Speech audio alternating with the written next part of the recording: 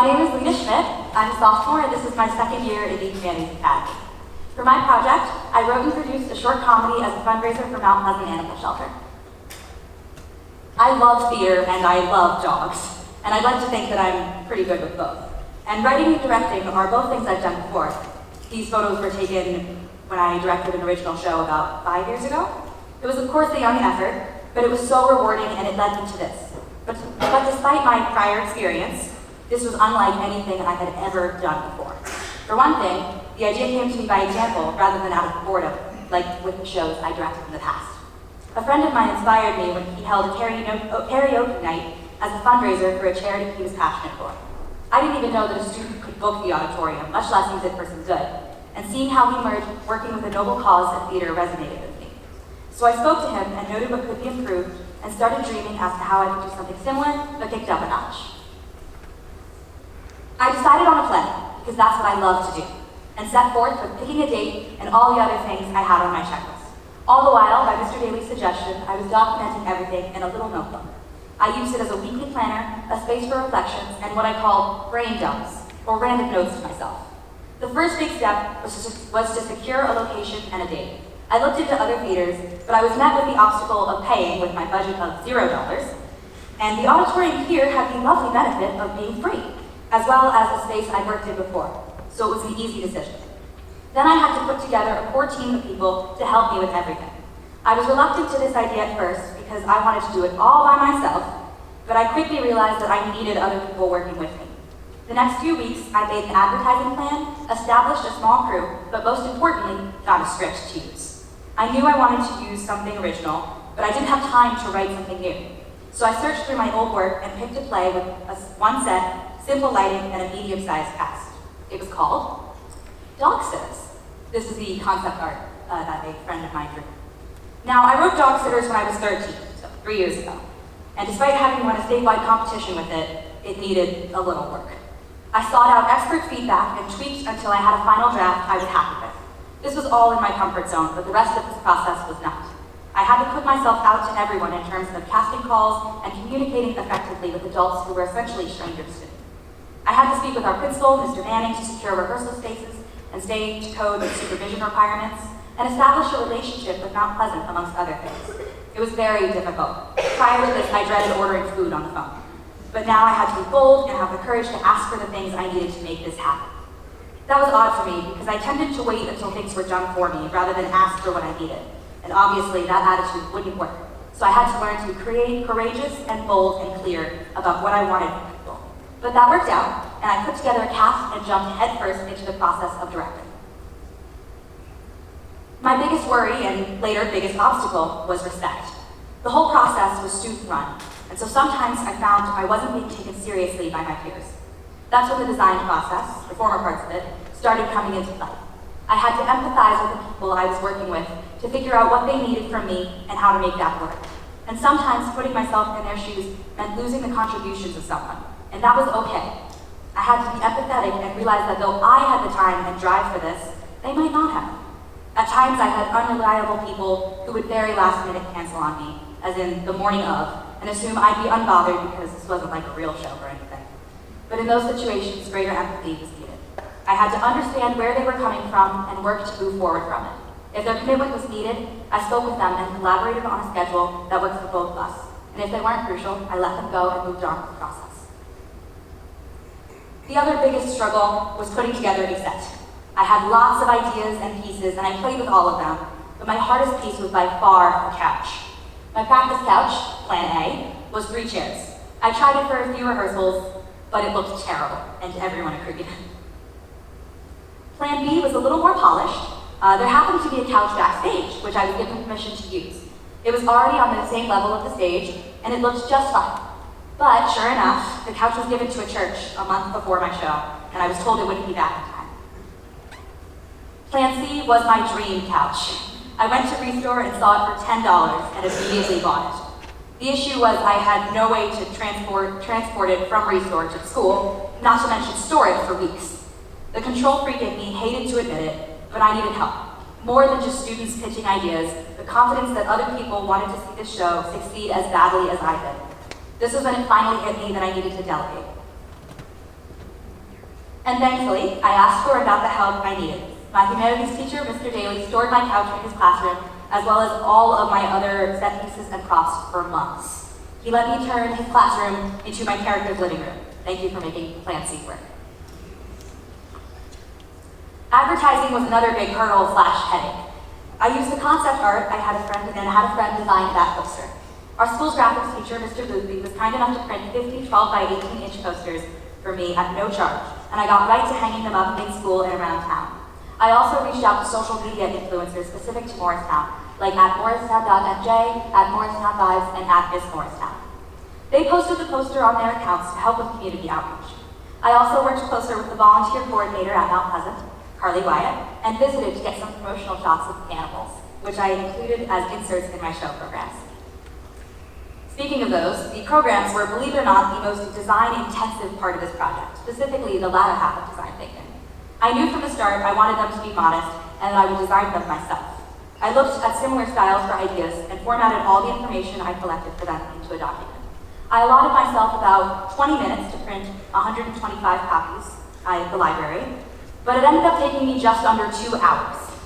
The software available was incompatible with the program I designed it on originally, so I had to ideate solutions, adjust, print a prototype, get feedback on said prototype, and repeat that numerous times.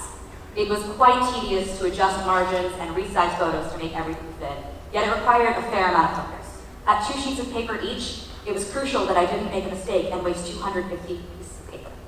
Printing the color-coded inserts was also a process, as I had that done for me, but had to format each of those as well as tape a little message to the back after they were printed. The goal for those was to get people comparing which photo they got, like Pokemon cards, as I had 43 different pictures, each printed 3 times in circulation. The few times I poked my head into the audience, they seemed to be doing the trick. The last practice, excluding the show, was the craziest day of this experience. It was the first, last, and only day that we had a tech rehearsal in the auditorium. It was the Monday of show week, the performance was on a Friday, but it was the only day the auditorium was available between concerts and honor society inductions and meetings. Set pieces like my table were breaking. You can see in the center bottom photo that I have my props coordinator taping it back together while I have actors rehearsing. It was 5.5 hours of pure chaos. Honestly, my expectations were low, to say the least. Larger set pieces, like a door that I built and a coat rack, arrived that day. And it was the first time we were using lights, microphones, and sound effects. Up until that point, we had also been using a stuffed animal in place of a real dog that would appear on the stage at the end of the show. The dog's owner agreed to bring her in that day to ensure that she was comfortable on stage. So as the door and coat rack arrived, the dog did too. That moment in particular was difficult for me because I had to believe in my assistant director and fellow humanities student Lorelai Heck and my producer Leah France that the dog would be handled as I put my focus into transporting the new set pieces. I actually did not see the scene with the dog until the day of the show. Putting all my faith into other people and trusting their judgment with my show, my pride and joy, was tough. I had to let go and rely on them. Besides that craziness, my biggest fear was that the audio-visual factors wouldn't work. Professional-grade lighting and sound was one of my initial goals and initial concerns, because they could elevate my show to a higher standard if done well, or prove it to be the student-run production that it could have been. Despite my uneasiness, the technology worked, and I'm not sure if you could tell in that photo, but all 3 actors are mic'd. I was blown away by everyone's newfound passion for this show and their cooperation. Though the cast and crew was composed of many parts, we were running like a well-oiled machine for the first time. When the performance date came, Mr. Daly asked me to assess my stress levels at different points throughout the day. There was quite a steady incline, but it was nothing compared to the sudden jump in the hours leading to the show. We did minimal rehearsing, sound checks, and then I met Carly, the Mount Pleasant representative, and Barney, the dog she brought with her. After printing and folding over 100 of the show programs I designed, everything was out of my hands. Cast was in hair and makeup, crew was setting up, and I was simply not needed. And that brought my stress to a 10. Anything and everything could go wrong, and I was powerless to stop it. I put the most focus into the habit of mind of reflectiveness then, and breathed through the stress. I adopted this mantra from a friend of mine that if things were out of my control, then I shouldn't worry. Easier said than done, but upon reflection, I realized that I had done everything I possibly could to ensure success, and the rest was up to me. But the show went well, and here is a clip of my favorite scene.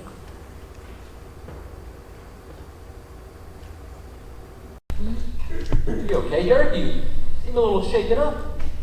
What? Are you nervous about playoffs? If you're not ready, then... No, I'm ready for playoffs. It's, because he's nervous about, auditioning for the school musical. You're trying out for the drama club's production of Legally Blonde. No, I'm not trying out for Legally Blonde. No, why He the trying? even didn't want to tell you. He didn't think you would support him, and your validation is all he's... Oh, God. As a coach, I took a solemn oath. Support all student athletes on and off the field. I'll admit, that usually means in the classroom. But on the stage, it's no different. If dressing up as a sorority girl in a musical is what motivates you, then you do it. Thanks, Coach. I wish I could tell you that I laughed more as the show went on, but I did not by any means. But that was okay. I can't describe the feeling I had at the curtain call. I was just soaking it all in. But I think the wonder and magic of it all hit when I was counting the money we raised. Through about 125 attendees and a $5 suggested donation, we raised $776.80. I announced to the whole production crew that this was what we raised, and we all chipped in odds and ends until we got it to a nice and even $800, which I brought to Mount Pleasant the next day. I took a video while I was there, a very bittersweet moment marking the end of this journey. So I am officially done. I just dropped off the $800 and that's it. Gosh, it's really sad to be done. I'm really gonna miss just doing this whole time. It's been amazing, but I am so excited to have worked with such a great cause. And I hope, what I can do to help them. So what did I learn? Well, I've mentioned most of the habits of mind already, but to recap, I became more courageous, especially in my communication skills. I couldn't get what I didn't ask for, so I had to believe wholeheartedly that fortune favors the bold and put myself out there. I am genuinely surprised at the growth I've seen in myself, given that at the start of this process, I was too afraid to talk to seniors, as in people 2 years older than me, to ask them for advice. And yet by the end of the show, I was taking charge and telling people what I needed from them and when, politely. Open and honest communication is so important, and this was the perfect opportunity to hone in on my courage to pursue that.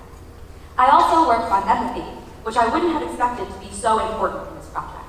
I figured I really only needed empathy when I was writing and advertising. But I actually needed it whenever I was working with anyone else, so the entire duration of the project. I had to empathize with my cast and crew and scheduling, and I had to empathize with adults when organizing and with everyone involved. I greatly underestimated the importance of empathy, which I won't do again. This translates very easily into life, as I'm leaving for a study abroad trip very soon, and though I haven't met anyone I'll be working with, I've noticed that I've started forming opinions based on the little I know from their various social media accounts. That's not good, and I am actively trying to put myself in their shoes to better understand them and not be so quick to judge. The final habit of mine I think I really strengthened through this project was reflectiveness. This came up mostly towards the end, in the aftermath of the most stressful days. But I started being aware of it in the very beginning, once I negotiated access to the stage and supervision requirements. It tied into courage quite nicely, because whenever I did something that used to scare me, I'd stop and either write or just think about what happened and what I learned and how I can use it to better myself for this project. But towards the end, self-reflection was used as a safe haven for when things got really stressful, and I needed a moment to remind myself why I did this. It helped me stay true to my purpose. And the purpose of this project was indeed for me so that I could learn and grow, but I also did this for them. Thank you.